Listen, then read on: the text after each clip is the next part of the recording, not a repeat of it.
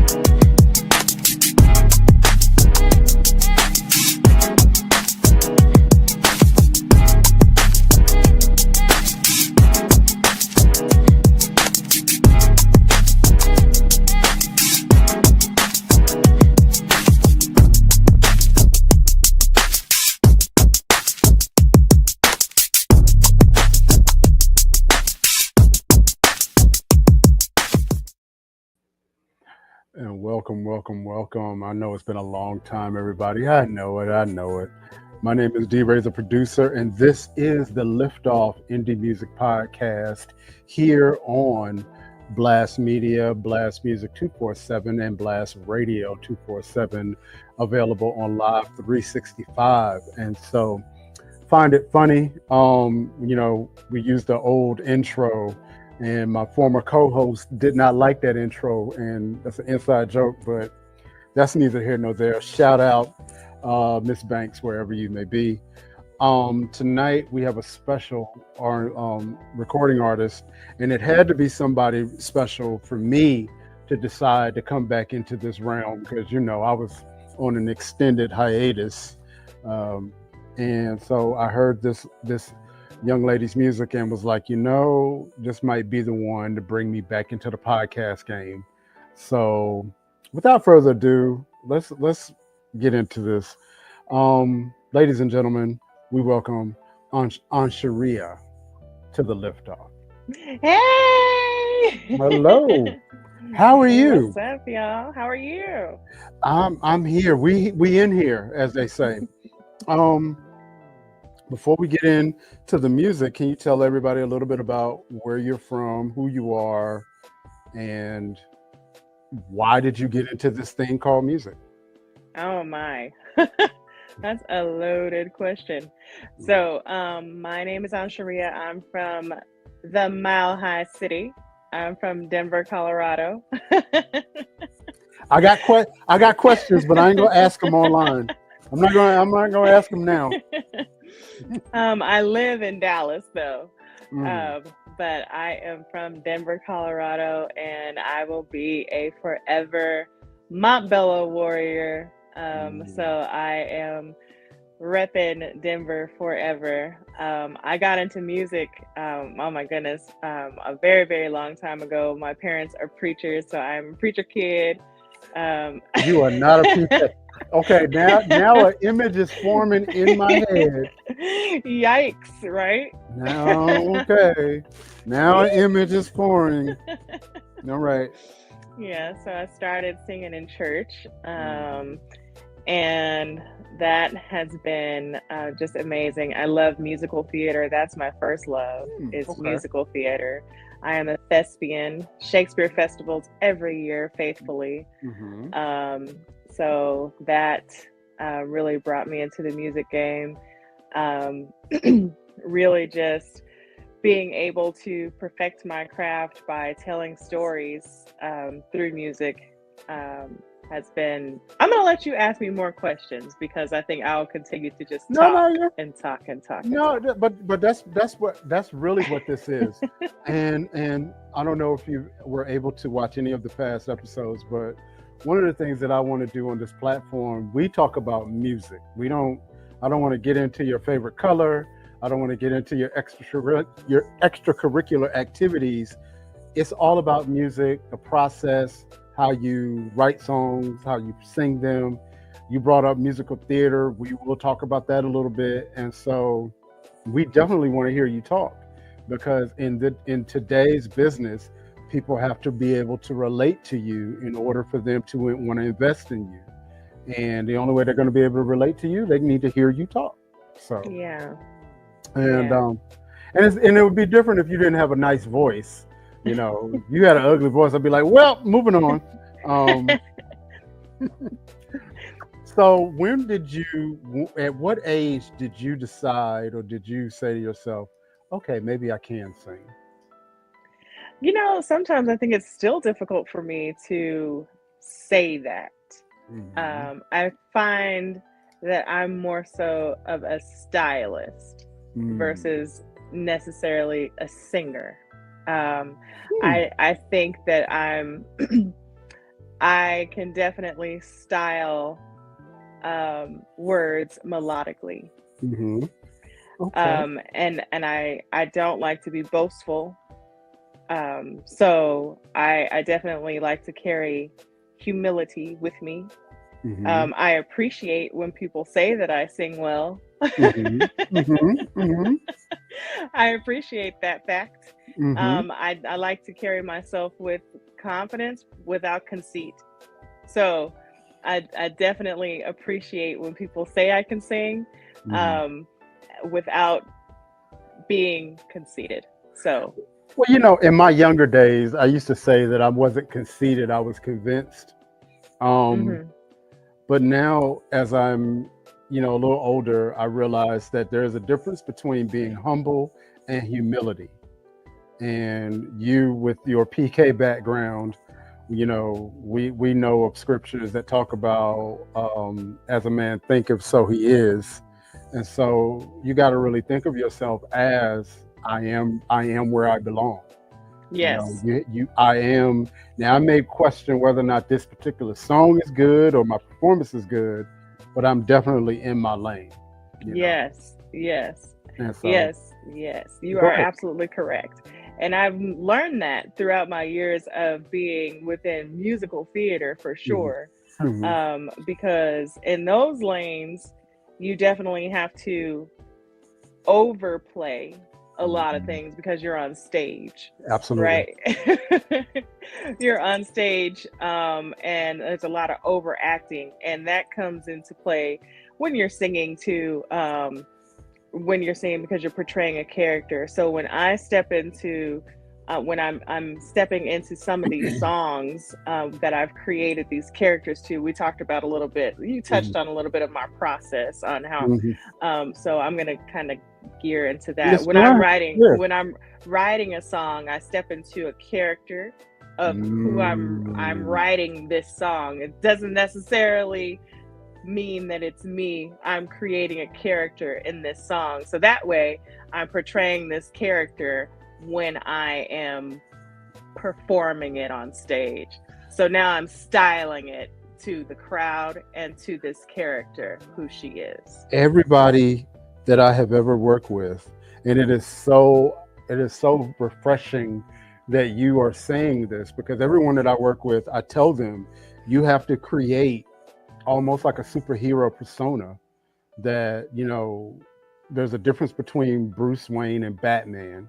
There's a difference between, I forget what Wonder Woman's actual name is, but there's a difference. Diana. Yeah, yeah. You have to create this persona, um, because there may be things that you need to interpret that have nothing to do with you. But if you can project yourself into that character, it'll make it more believable.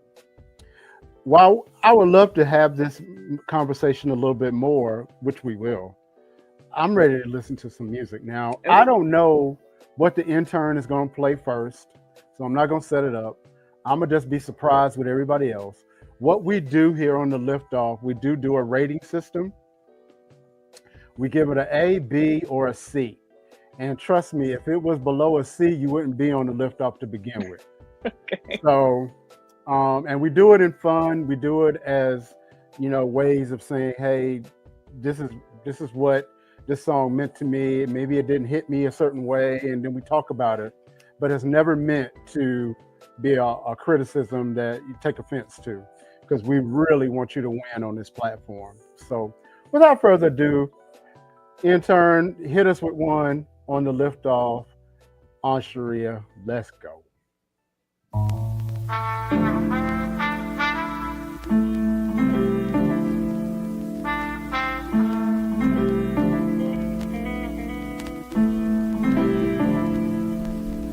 beginning and no end, and middle ground tailspin.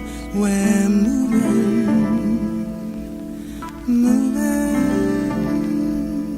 Trust in the universe, you say.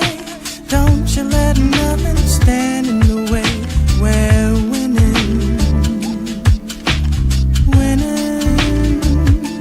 Ain't got time for yesterday. We're steady keeping the faith. Tomorrow is not promised. Why not live today? We're breathing.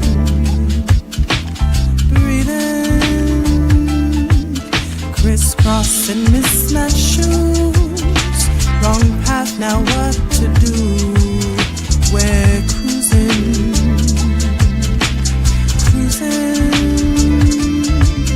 Lampshade against moonlight, offset the dark from night. We're gleaming.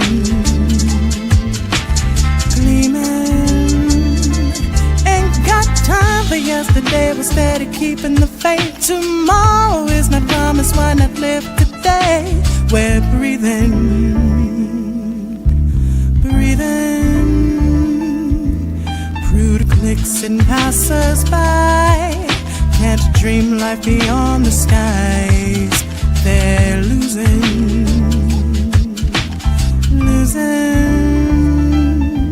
Soft lips behind the lies, hate resting in their eyes. They're scheming. Ain't got time for yesterday. We're steady keeping the faith. Tomorrow is not promised. Why not live today? We're breathing. Ain't got time for yesterday. We're steady keeping the faith. Tomorrow is not promised. Why not live today? We're breathing.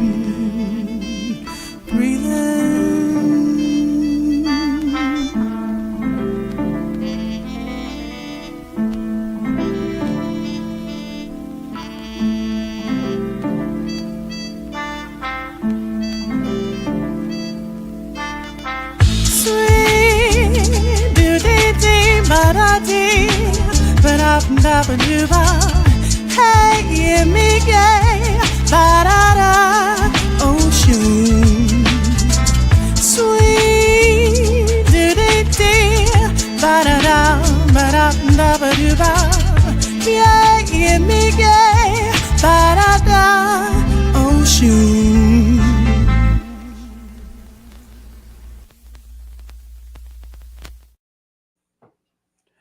All right, everybody and their grandma know I was gonna get at an A.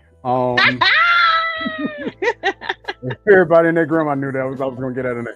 So before I crack that one open, can you tell me who wrote that, who produced that, where did you record it, all the particulars and all the personnel? Yeah, so I wrote that. Nice. I wrote that. My late best friend and brother produced it and recorded it. He passed away 2 years ago. Sorry to hear that. Thank you. And we recorded at his studio. And I had actually, I think I had just gotten over COVID when we decided to record it. So we're like, okay, you better? Yeah, I'm better. Okay, come on over. We're going to record it. So let me ask you this. Did you write the lyrics and the music, or just the lyrics, or? I wrote the lyrics. He wrote the music. Oh, okay. Yes. So it was an equal collaborative effort. He's one of the most dynamic producers I've ever known in my life. And it's such a sad loss to the music industry that he passed away. Breathe, sis, breathe. It's okay. Yeah. So let's pivot just slightly. because it's always interesting when I talk to people who have theater backgrounds that you communicate on every syllable of your performance. Yes. It's almost like a pulse that if you're not listening for it, you're not going to hear it.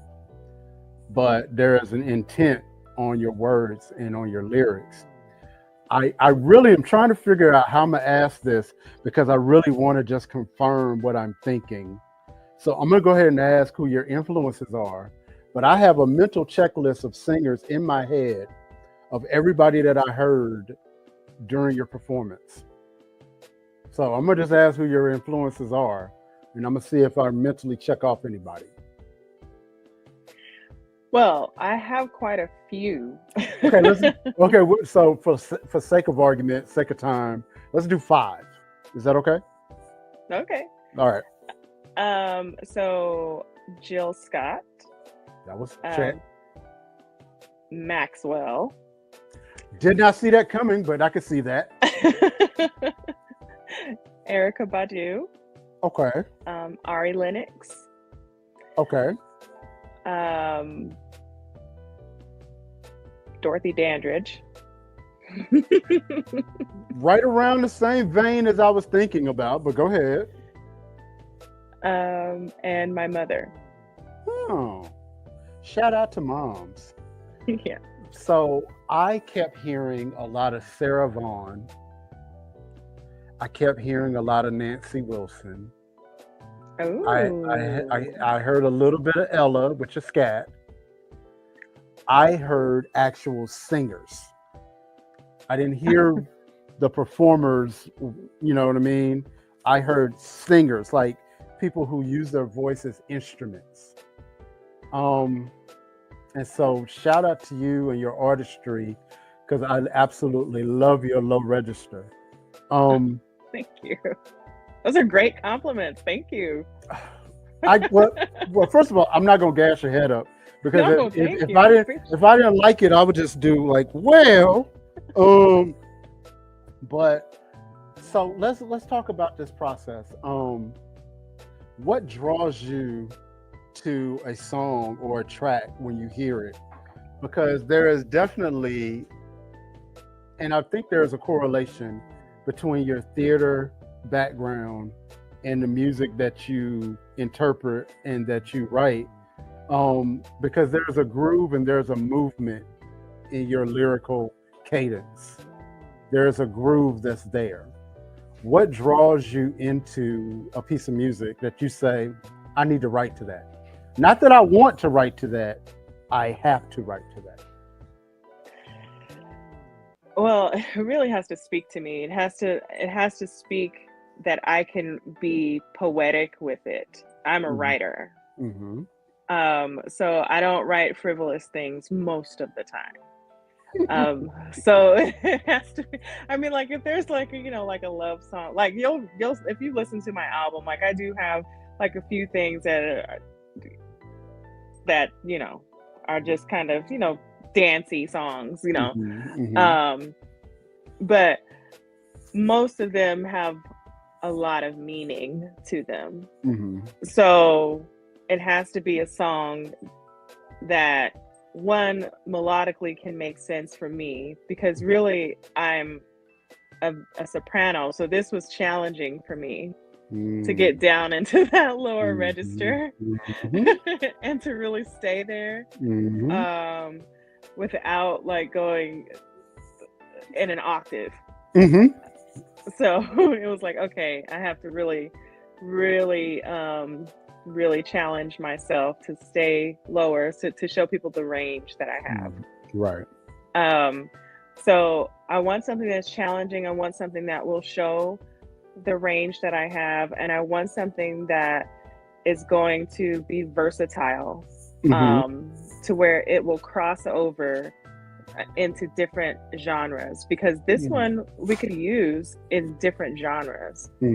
This one could go into jazz, this one could go into neo soul, and maybe even like a fusion between R&B, jazz, soul. So it could be played on different set, you know, so Mhm. I kind of want it to be able to be not in a box. Right. What they call that now is alternative R&B. They created a whole new Grammy section just for that kind of neo soul ish, R&B ish, blues ish sort Mhm. of amalgamations or whatever. And I definitely can see that song playing in that. What's your favorite instrument besides voice? Probably the saxophone. Why is that? It's sexy. Right. It really is. I mean, really, that's just the bottom line. It's just a very sexy instrument. And you have a soprano, alto, tenor, bass. Like, it has so many different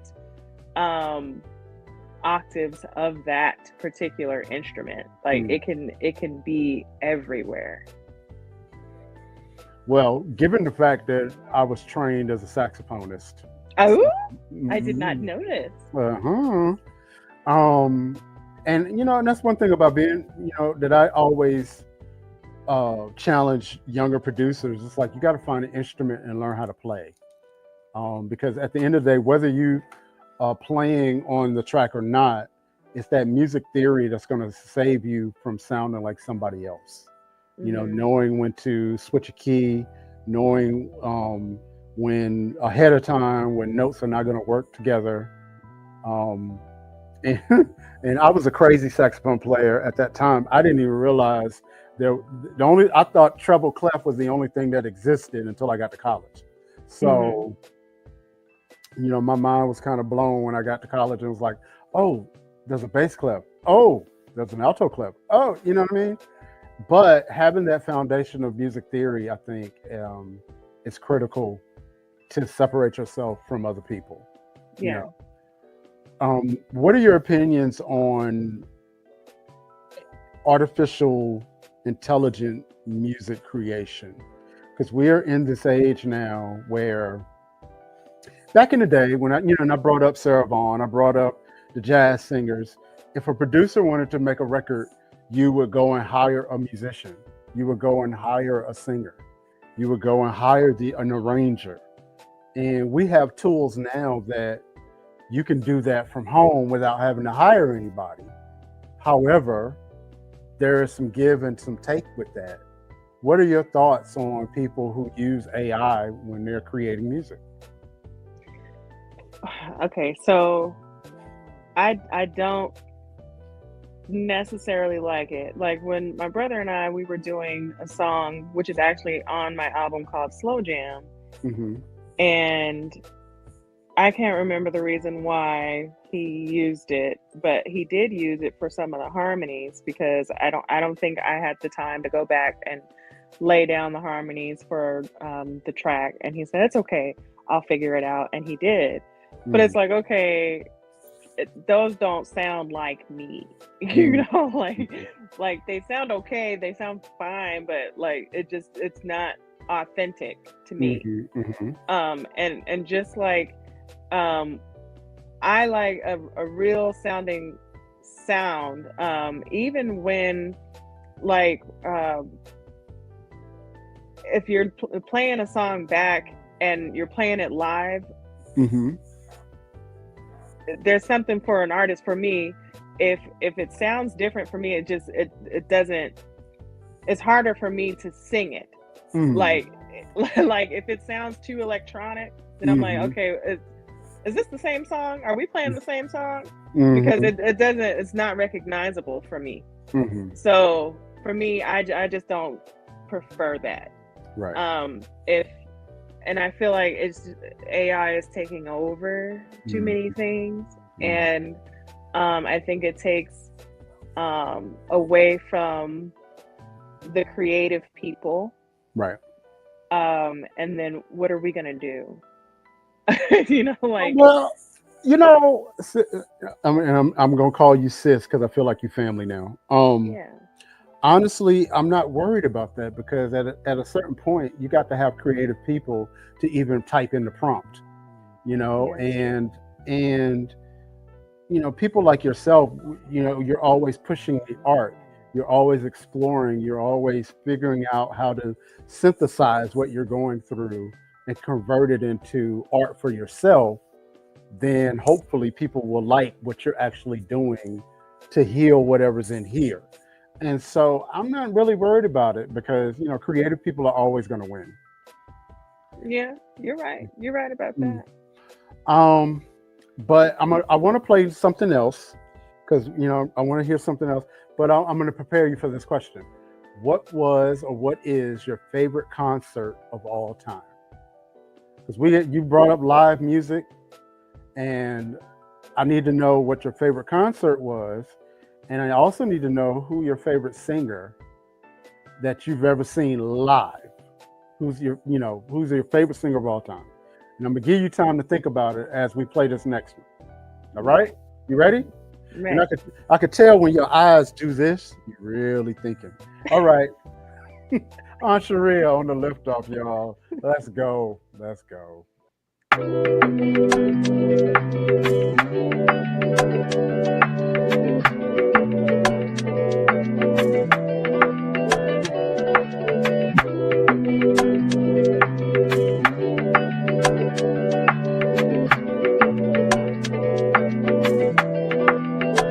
I'm lost in you. I'm lost in you. So lost in you. I'm lost in. I'm lost in. I'm lost in. I'm lost in. So lost in you. You're my heart's desire. Never-ending love song. Opening soliloquy. No place I'd rather be. Much slow day, sweet romance. I'm lost so lost. I'm lost in you. So lost in you. I'm lost in. I'm lost in. I'm lost in. I'm lost in. So lost in you. Kiss goodnight, warm and alone. Where this goes, no one knows. Loving you deliberately feels good when you're holding me. Heart's on fire, my desire. I'm lost in lost. I'm lost in you. So lost in you. I'm lost in. I'm lost in. I'm lost in. I'm lost in. So lost in you.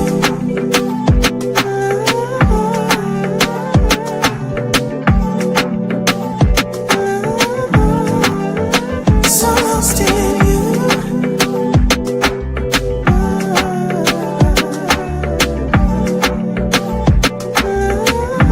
I'm lost in you.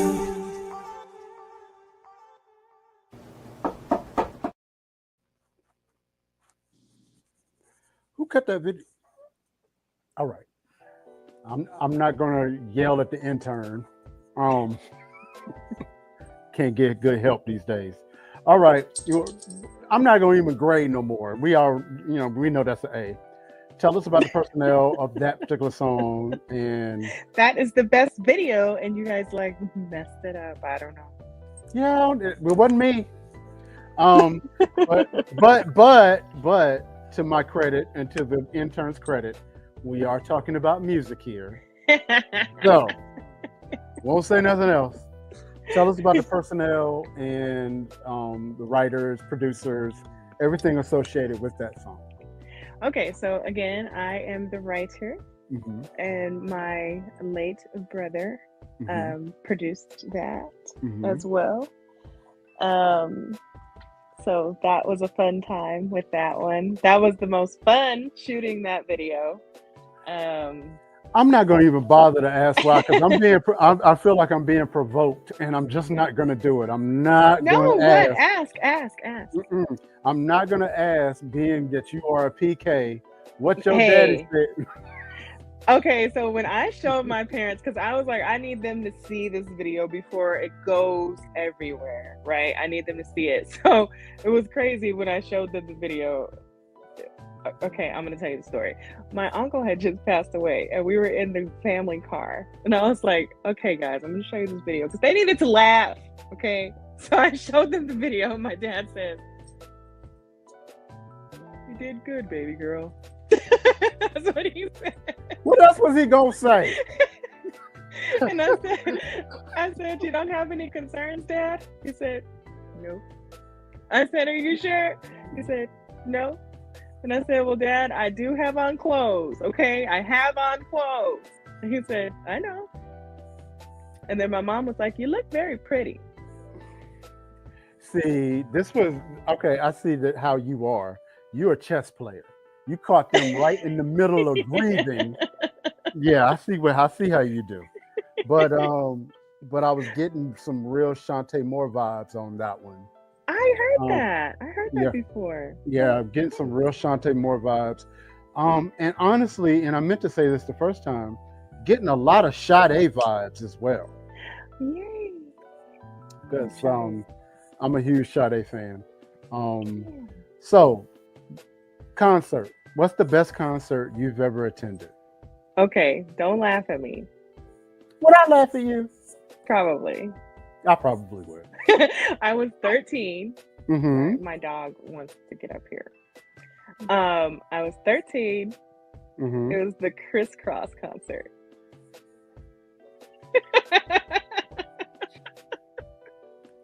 It was the best concert I have ever been to in my life. Okay, this is a lift off first. All right, so please tell us why Crisscross was your favorite concert. Why was that the best concert? Because first of all, it was my first concert I have ever been to in my life. Mm-hmm. That was not a church concert. Right. So it was the first one, and we got to wear our clothes backwards. Oh. And when we got there, like, it was at Fiddler's Green. I don't know if you've ever heard of that, but it's like this big, like, they used to do like the summer jams there and all that stuff. And I've been to like park, right? Yeah. Mm-hmm. And so they had, like, it was so cool because they had when we got there, they were doing like jump, the Mac Dad'll make you jump, the Daddy Mac. And I used to be so in love with Chris Smith. Oh my gosh, it was so beautiful to me. So it was the best concert ever. Wow. And he signed my CD. Oh God. You were just gone at that point. Yeah. Gone. So Sorry. no, you're fine. You're fine. No judgment. My first concert was in 1988. Yeah. I was 16 years old, and I was there to see Prince on the Love Sexy tour. Ooh. And Sheila E. walked by me because they used to march to the stage. And I remember looking at my uncle who went with me, and I was like, "She smells like cookies." And that's great. One of the greatest concerts ever.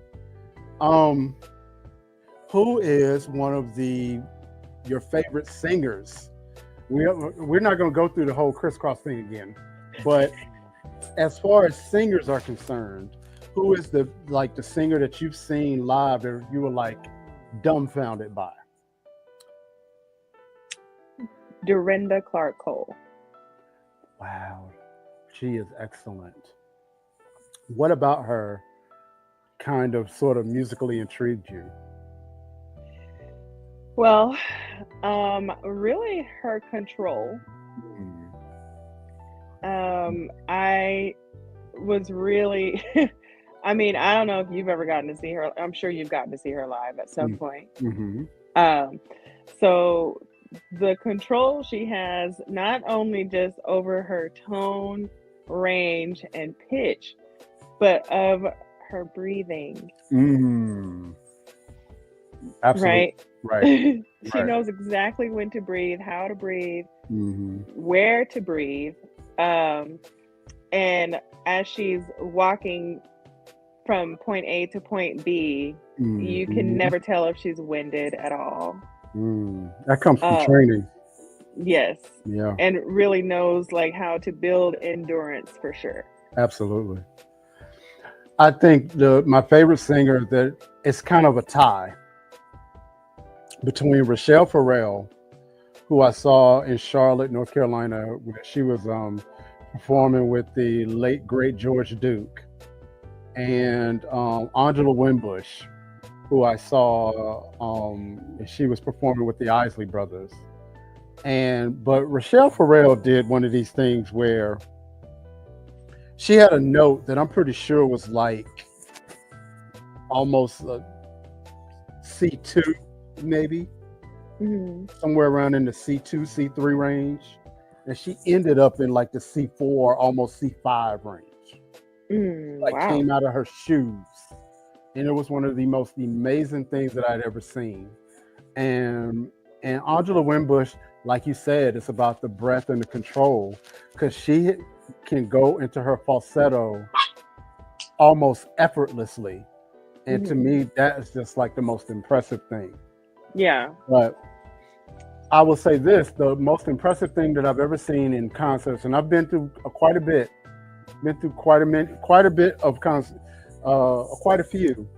The most impressive thing that I have ever seen, though, I saw Prince for the second time in 2004, and it was just him and an acoustic guitar with 17,000 people singing along. That's when you know you have connected with people. How do you think your music will connect or does connect with people? I think it's relatable. I really do. One, I talk about so many different stories. And two, I think I'm a kind of likable person. I can see that. I can see you're a little mischievous too, and I dare say sneaky. I'm not going to bother to ask you what your zodiac sign is, because I'm a little scared. I'll ask you later. But yeah, I can see that. It is authentic, and you are talking about real issues. Is there a topic that you have not covered musically that you intend to cover in the near future?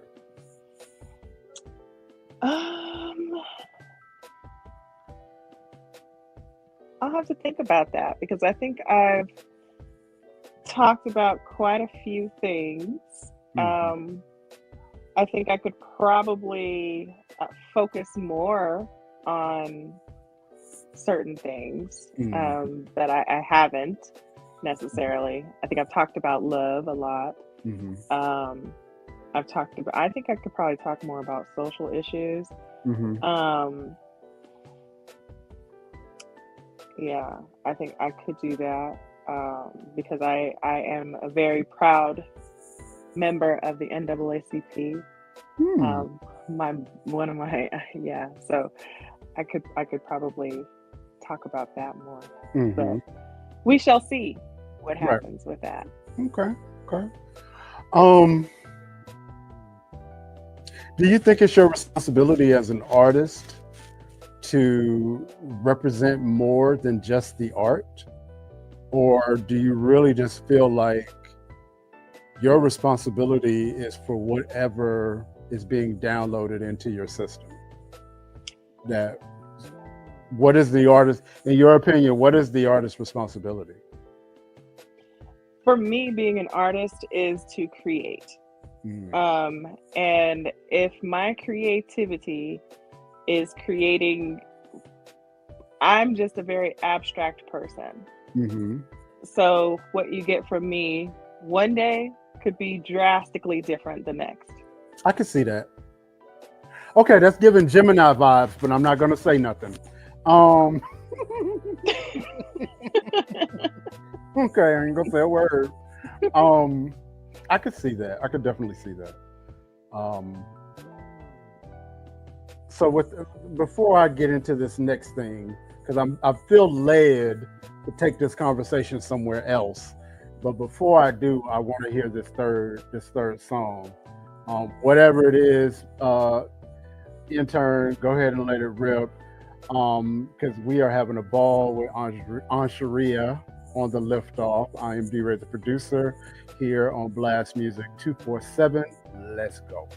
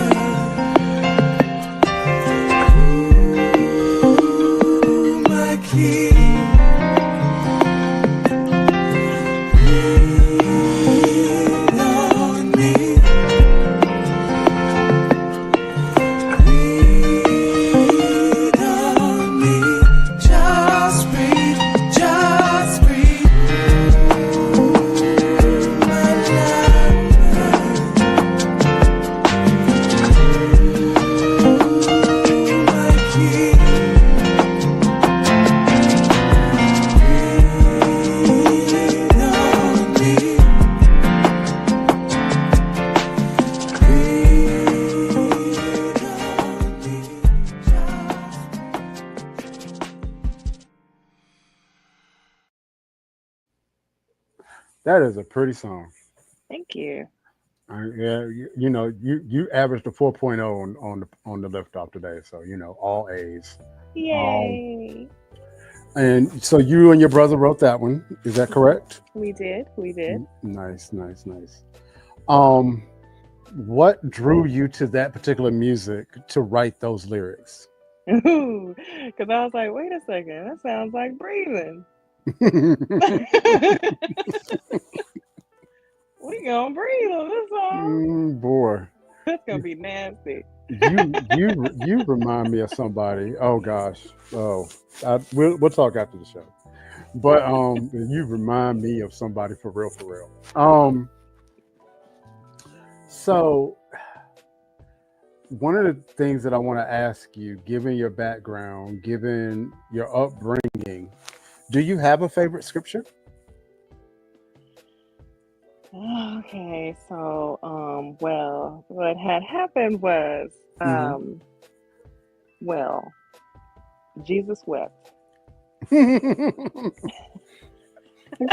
that's fair. What? Let me pivot away from that real quick. No judgment. But what I don't want to necessarily say scares you, but what gives you a moment of pause when you're thinking about music, inspiration? What makes it what causes a sense of urgency for you? And the reason that I ask that is because for me, I always think about the parables of the talents in the New Testament, where the master came, he gave one talent to someone, he gave 3 to one and 5 to one, and he expected them to multiply those talents. And the one that had the one buried his because he was afraid to lose it. And, it didn't end well for him for having done that. And so to me, that signals that I want to use everything that I have so that when it is my time, I go empty, right? What is your sort of sense of urgency when it comes to music and your creativity? Well, I've been at this a long time, right? Mm-hmm. And I've had to learn over the years that my time is not God's time. Mm-hmm. And I feel like if I continue to think that my time is moving fast or slow, Mm-hmm. then I'll never get to where I want to go. Mm-hmm. So I have to take my time out of it and just say, whatever timeline God wants things to happen, it will happen. And so I have to pray that my vision for myself and my goals for myself are in alignment with what God wants for me. Mm-hmm. And I pray that whatever it is, I'm a positive influence for other people. I like that. I definitely like that. Where do you see yourself in the next couple of years? Wait a minute. And before I ask that, now I got to ask a real tough question. So brace yourself. We touched on your brother and his tragic passing. And you have this legacy of music from him that, and let's just keep it real, not gassing your head up or not, just being overly superlative because he's no longer here. Music is really good, right? Are you finding it a challenge to move past that? Because when you have such a relationship or working relationship with someone, whether, it's even if they are still here and you got to move on, that's difficult. Are you finding it difficult to move on into new creative ideas, because of his passing? I am. I had an opportunity, and I have done. There's a festival here in Austin called South by Southwest, and I did it 2 years since his passing. The first year was a month after he died, and we were supposed to do it together. That was so hard because he was supposed to be there. He was supposed to play the keys for me in the band, and he didn't. So the person who played the keys wasn't him. And so that was very difficult for me. The first set was hard because I expected him to be there. So yes, that was very difficult. The next year got a little easier, but it was still hard. So finding other people to not necessarily fill the shoes, because no one will be able to do that, but finding someone who I feel can play at the caliber he was at has been very difficult for me, because I'm like, okay, you can play, but my expectation is different. And then being able to write, but what he ended up doing was he sent me a whole nother album. He emailed it to me before he died. He died in my house. So before he passed away, though, he sent me a whole nother album. So I have music. The problem is I don't feel comfortable with having someone else record it, because I'm like, okay, now I'm having you record it, and now you're going to have to mix it. And then when you mix it, now your name, his name, my name, all of that is on this. So do I use that or do I not use that? Because he wanted us to use it, but I don't know if I should. So do I start over from the beginning for this next album? Because I put out our album before it was completely mixed and mastered. Mm-hmm. Well, I think those are some very deep philosophical questions that only you as an artist can answer. But I am a firm believer in energy. Energy doesn't dissipate, it just transfers. And, you know, and it goes back to the source. And so in a way, I would use any and everything that he ever gave you. And the question would be, why not? And I'm a music guy, and I'm a music industry guy. I know how to, you know, tell you and show you how to say, hey, I can make sure that someone else might produce it or record it, but it's only going to be your brother and your name on it. I make sure that it can happen. But the idea is, can you get over the mental hurdle of moving on? Yeah. That's hard to do. And I only say that because, you know, my father passed away last year. Sorry. It is what it is. My father passed away on 4/20. Back to your Denver days. But it's difficult moving past those things. Do you find now that as you get older and you get more mature, are you finding ways? What do you do when you're burnt out? What do you do when you're not hearing it, or you're faced with something? I don't want to necessarily say writer's block, but maybe you're just, you know, you're not feeling it that day. What do you do to recharge? I commune with God most of the time. Mm-hmm. Yeah. I mean, every morning I'm listening to a lecture. So me and God have lots of conversations. Mm-hmm. But sometimes it feels like that may not be enough, and that feels odd to say that. Mm-hmm. So, and I'm recently getting back into more musical things, Mm-hmm. and it's doing well. I was just put on the charts for Urban Influencer. So I'm really excited about that. It's good for you. My name just got listed on the R&B Soul charts. Congratulations. So hopefully I place, but I just got listed on the chart. So I'm really excited about that. You should be. That's quite an accomplishment. Yeah. So Mm-hmm. I'm just praying that everything just continues to grow. So I just have to get out of my head. Well, you know, sometimes that's easier said than done, and trust me on that. Where do you see yourself in the next couple of years? Where would you like to be in the next couple of years? I would like to be continuing to write. I love writing. I would love to see myself in more events, more concerts, more films, because I'm a thespian, I'm an actor, right? Mm-hmm. I would love to see myself being submitted into these things. I would love to see myself hanging out with you. Yeah. So, well, we're gonna work on that, because you know my head done went through like all the tracks that I write, and it was like, yeah, we're gonna figure this out.